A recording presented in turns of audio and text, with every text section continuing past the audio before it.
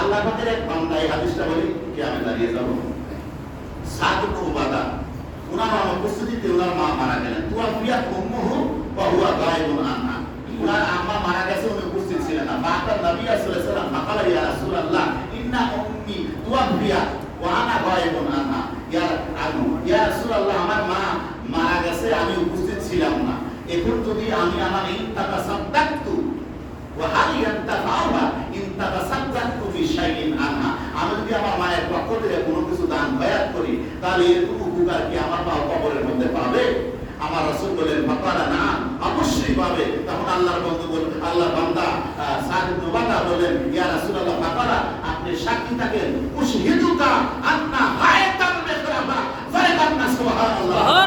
হাদিস মুসনাদ আহমদের হাদিস, মুসনাদ আব্দুর রাজ্জাকের হাদিস, ইমাম বাইহাকী রাহমাতুল্লাহ সুনান কুবরার মধ্যে উল্লেখ করেছেন হাদিসটা। ইমাম বুখারী বলেন মুসনাদ আহমদের মধ্যে আছে যে আল্লাহর হাবিবকে সাক্ষী রেখে বলেন, ইয়া রাসূলুল্লাহ আপনি সাক্ষী থাকুন, আমার ফলে ভরা বাগানটা আমার মায়ের পক্ষ থেকে আমি দান করে দিলাম। সুবহানাল্লাহ।